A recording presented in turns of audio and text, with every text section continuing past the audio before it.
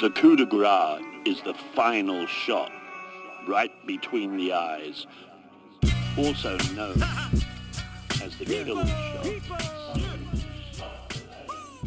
Hey guys, it's Nick. Welcome to another episode of T-365. Today's episode we're going to cover best practice as it relates to creating break glass accounts in Microsoft 365, as well as some of the common pitfalls or mistakes that I see with these accounts, and they're very important due to the nature of the global admin rights that they carry. So stay tuned for that, as well as a tool that I built to help you monitor for these accounts in your Microsoft environments. For those of you that don't know me, my name's Nick. I'm a Microsoft MVP, and I've been creating content here in the channel for MSPs for the better half of a decade. If you haven't already, definitely subscribe to the channel. Otherwise, let's go ahead and dive in. Okay, so we're gonna get into 5 of my best practices or considerations when it comes to the break glass accounts.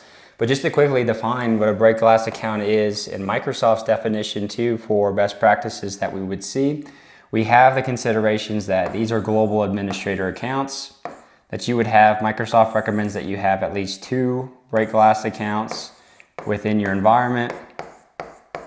And they recommend that you have at least one of the break glass account excluded from all conditional access policies. And so fundamentally here, this is recommended just so that you don't lock yourself out of your account. At the worst layer, it could cause business downtime or downtime for users if you have an admin account where you can't make certain configuration changes and things like that. And always when you go to set up a conditional access policy, you get those kind of alarming prompts that says, don't lock yourself out, because Microsoft had such of a support burden with people doing that over time here.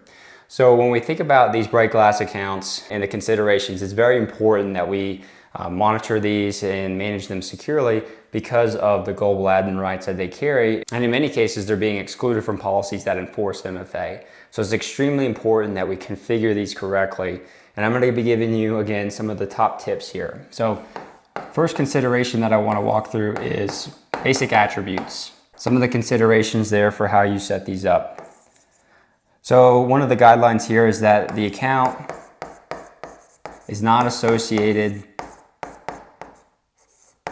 with any user. And this is specifically just to say that, we're not allowing a user to be tied to a global administrator. That's a best practice. But specifically these emergency break glass accounts, you do not want this to be associated with the user identity. You want this to be a service account in nature, and somebody, again, to the second point here, that is also unlicensed. Meaning you don't want them to be a user that's regularly signing into email or chatting in Teams or performing some type of activity. And this is actually just a best practice in general for all global admins with your account or admin users. There should be that separation of duties, because the more that you have users signing in to perform their day-to-day work tied to that role, the more exposed they are from getting compromised, and then compromising a permission set that would be detrimental maybe to your account as well too. The other piece here that we need to take into mind is that they're cloud only. So if you're running a hybrid environment, you want to make sure that these users are cloud only. That only helps with lateral movement that could potentially happen with these accounts if they were to be compromised, but also just kind of extend your attack surface if they're syncing up from local AD and you have admin rights in the cloud, as well as some certain permissions maybe locally on your domain controller as well too. The other consideration here is just the naming convention. This is personally just my opinion, but some of the things that I would try to avoid just for attackers looking for these types of accounts is naming them with something that's readily identifiable. So this is kind of what I see out there today that I would not do. So somebody naming it breakglass@domain.com or something like emergency access @domain.com. And so I don't like to use these for a couple of considerations here. One of which is that you have more susceptibility to password spray attacks. Recall that we're going to be excluding at least one of these users from MFA enforced policies. So we want to make sure, we'll get into our password requirements here that would help prevent this as well too. We're going to take this layered approach, But recall, if somebody uses this and a attacker actually puts in these email addresses because he thinks that they're readily identifiable to get access to a privileged user, that's going to be something that you want to avoid. And then the other case is just certain reconnaissance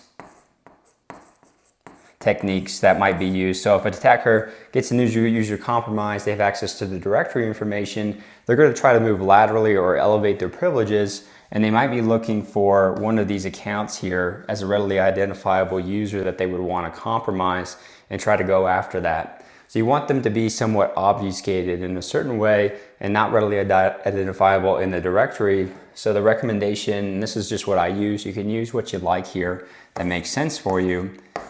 I use this connotation or naming convention rather of SVR_EA_01 and then _02 for my second user. And that just stands for Service Account Emergency Access 0102. You can do whatever naming convention makes sense to you here. I would just make sure it's a little bit obfuscated from what you might be seeing with the typical naming convention there. And to piggyback off that, the other thing that you want to consider here for the domain is that you do not want to use the primary domain of the account. You do want to use the .onmicrosoft.com name for the UPN of this user. And the main consideration for that is if you had maybe a hybrid directory environment going on and you had some type of federation issue with this domain that caused some downtime, you want to still be able to log in with the emergency account, and this .microsoft account is not subject to those types of fallacies or breakdowns. So that's another reason you would want to have this specific designation versus using the primary domain that's in the account as well too.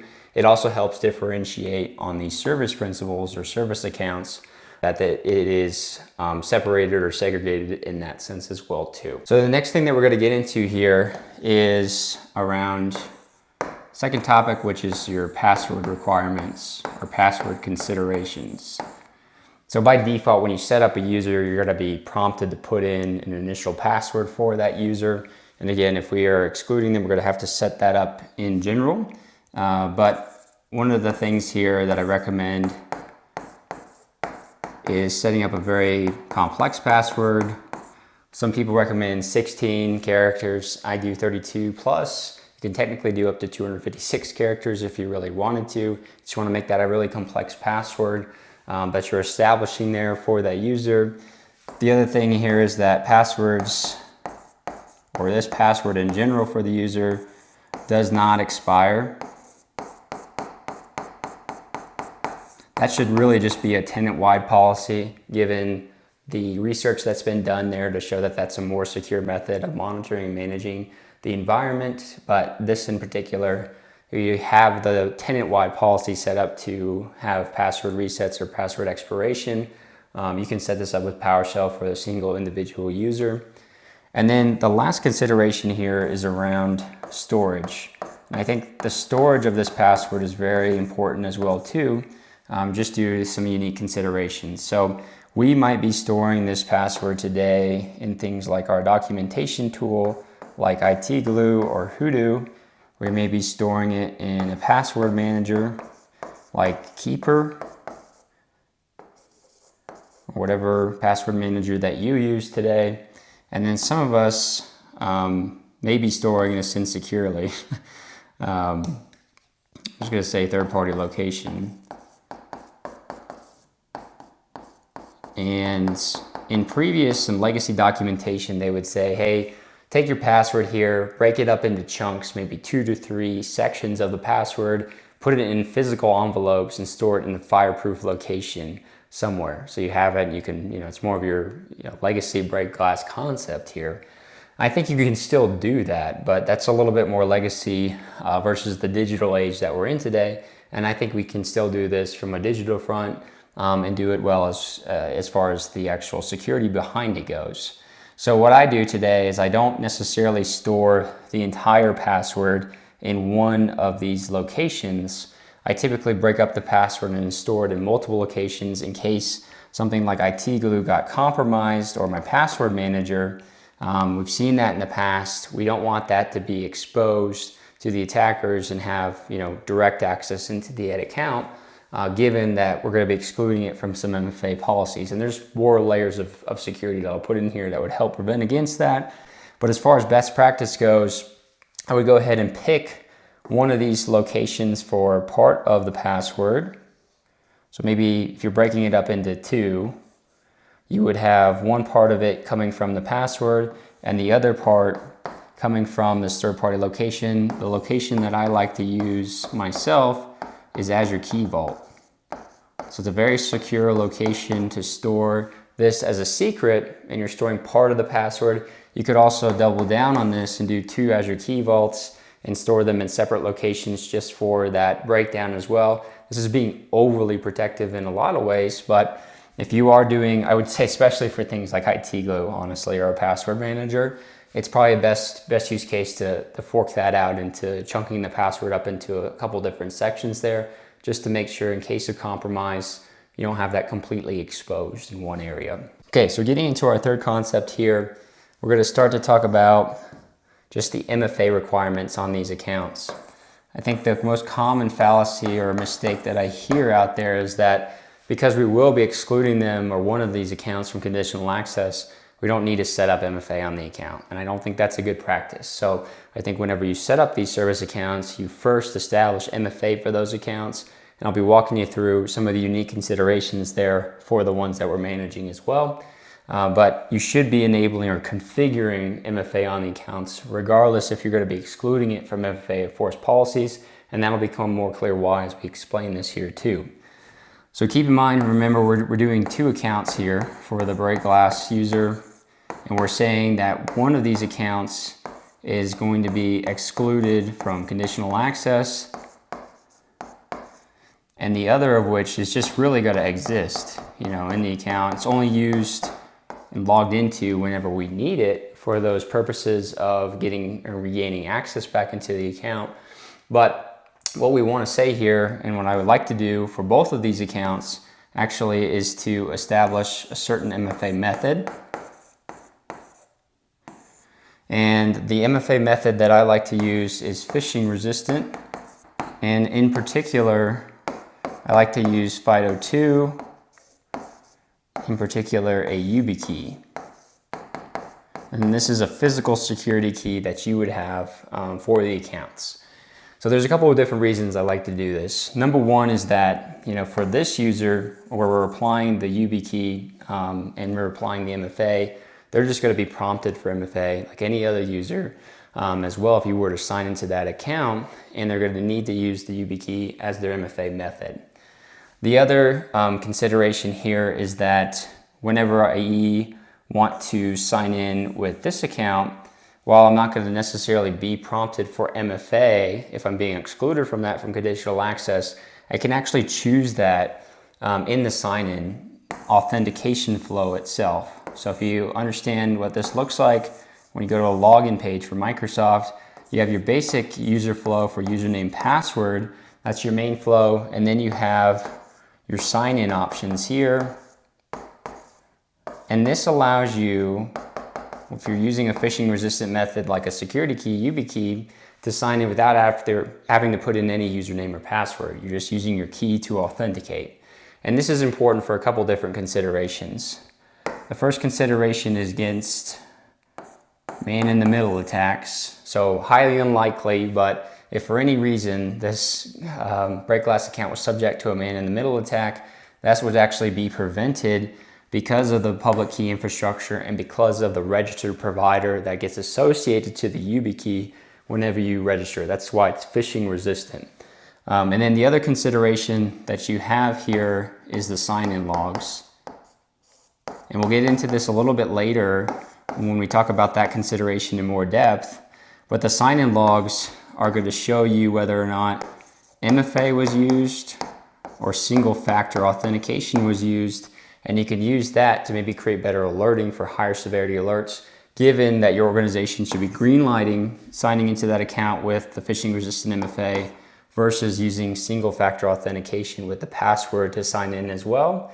So that's all of the considerations, you would want to have there for phishing resistant. But the other recommendation, this is straight from Microsoft and other providers as well too, is that you avoid both weaker forms of MFA that are more susceptible to attack, but also the forms of MFA that are also subject to downtime if there is a thing like a natural disaster. Like if your phone carrier's down, you can't get text messages, then it defeats the purpose of having the break glass account to get back into, right? So those are some of the considerations there for MFA and just kind of enforcing that. But again, the number one fallacy is that you don't need to set this up, given that you're just going to be excluding it. You do actually want to configure this on the accounts, and the benefits you would see here from what I talked about from the logging, phishing resistance, things like that as well too. So the next concept we're going to talk about is just the overall configuration and assignment.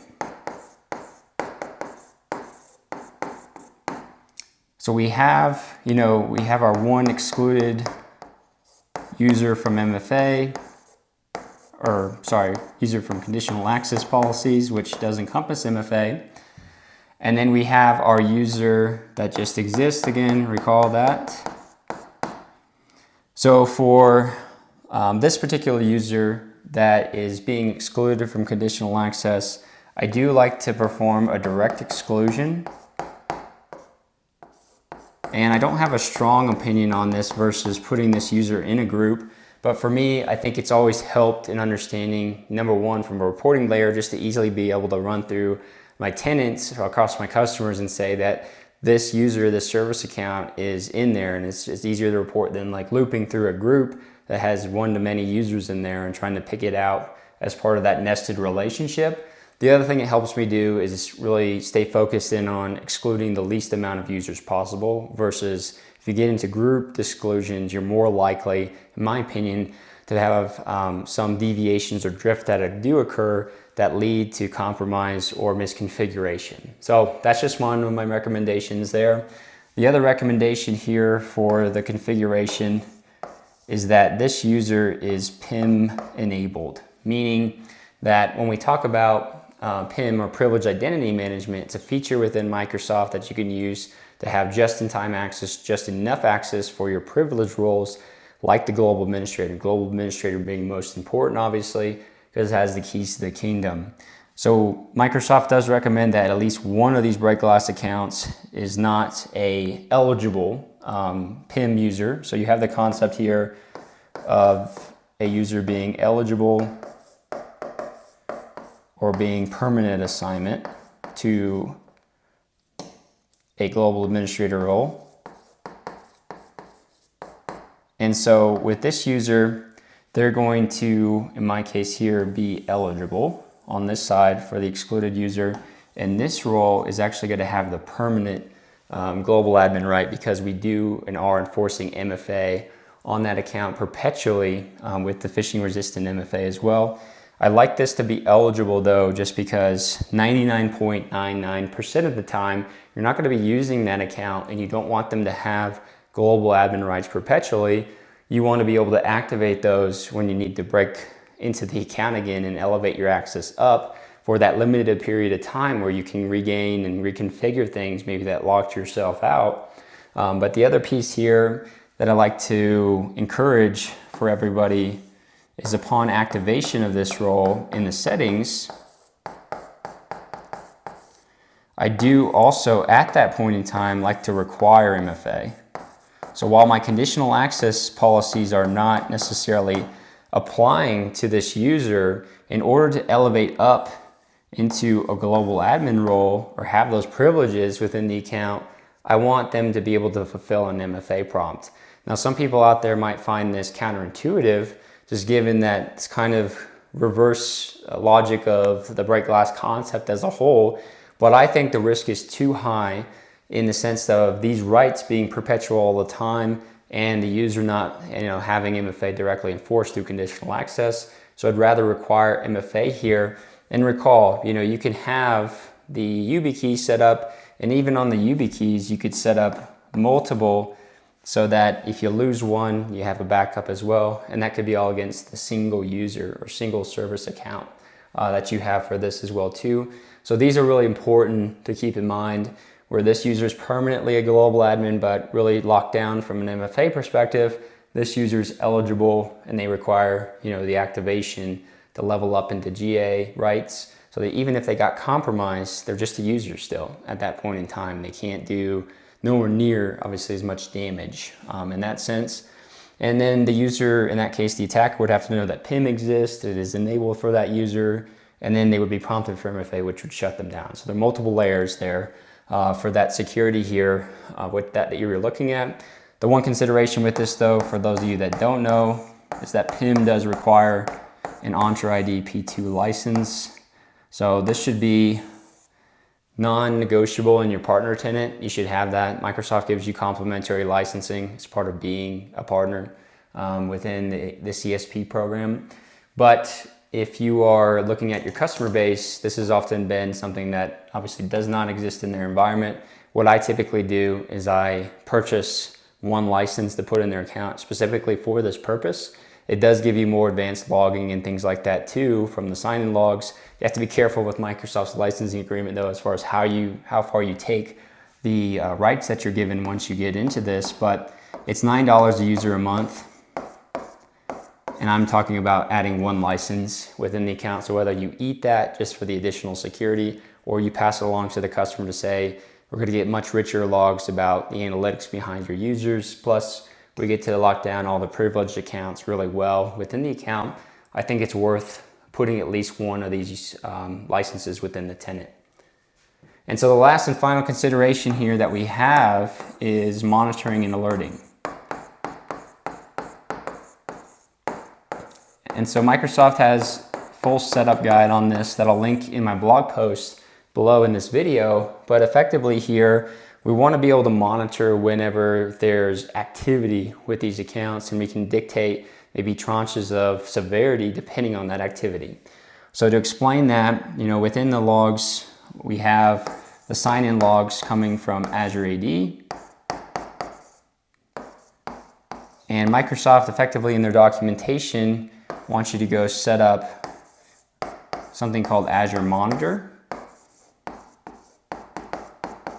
also known as Azure Log Analytics as well too. A log analytic workspace is what this sits on top of, and it's basically a storage account within the Azure ecosystem. So you need an Azure subscription for that, but it's very cost effective. And the major benefit outside of everything we're talking about with Break Glass right now is that you can actually send your logs over and store them in Azure Log Monitor. And that's really beneficial from a retention standpoint, because by default, you get your 30-day period that's rolling for these sign-in logs. And with Azure Monitor, you could technically set this up for 1 year or greater of monitoring, depending on how much you want to pay for storage. It's really cheap. But I generally, as a best practice, would say that 1 year is plenty to get the logs flowing through, be able to analyze them, and it's definitely better than the 30-day period that you have. But the other thing that you get to do whenever you set this up is you get to set up and create alerts based off of activity. And so in this particular case, we would say we want to look for sign-in logs where the user is our Break Glass account, or Break Glass accounts, if you will, for both of those. And then you want to say whenever there's a sign-in piece of activity or a sign-in event, I want to actually go ahead and create this alert.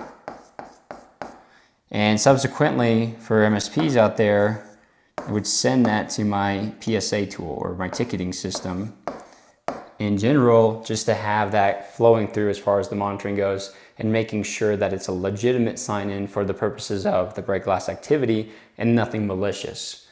Now, if you wanted to, you could get more advanced and actually do this at an API layer to categorize those tickets and all that to your PSA. I think that's a little bit of overkill. This is really lightweight work to get this set up, and I would do this across all of my customer tenants. But even further than that, when we go back to this concept of looking at the log activity, right, for the sign-ins for single factor and multi-factor, This is where also you could create many different alerts, or just, you know, 2 alerts as a whole, right? So one of which is your kind of your blanket alert that just says any activity at all. Maybe this is a medium severity alert. And then you could have your high sev alert that says if this is a user signing in with a break glass account and they added that they signed in with single factor authentication, because you can filter for that, then this would be a high severity alert as well too, because you're saying, wow, they didn't use phishing resistant, which is our practice, it's our policy that we have for these accounts. And you would create the alert still, you know, in your PSA tool about high severity to really dive into that, because that's likely malicious unless the user, you know, just kind of spaced on using the MFA that was set up on the account for phishing resistance as well too. So those are our 5 major concepts here. Let's take a look at Cloud Capsule, which is the tool that I built to help you monitor for these break glass accounts across your customers. So you can head over to cloudcapsule.io and actually run a free assessment here. I've actually already signed up, so you'll be taken here to the main tenant page. When you sign up or sign in, you'll be able to add a tenant ID here and consent to the permissions to run an assessment. Assessment just takes a few minutes to run, but it'll map your policies and configurations against the CIS controls. Part of the insights is actually displaying the global administrators in the account, which would include your break glass users and if they have MFA enabled, if they have a licensing assigned to them and things of that nature. In the policy section, you can actually see the users being excluded from your MFA enforced policies with conditional access, which would include those break glass accounts. You can see their role. You can see if they're a direct exclusion or as part of the group. So overall, this helps you in just identifying and maintaining the break glass accounts and insights across your tenant here. There's a lot more insights that you can see. So be sure to go ahead and check this out and run an assessment to see what this looks like for you. That's everything I had for you guys today. Definitely go ahead and leave any comments with the best practices that you leverage for break glass accounts today. And as I mentioned at the beginning, if you haven't already, like and subscribe to the channel if you want to see more content around Microsoft and the MSP space. Thanks guys. I'll see you next week.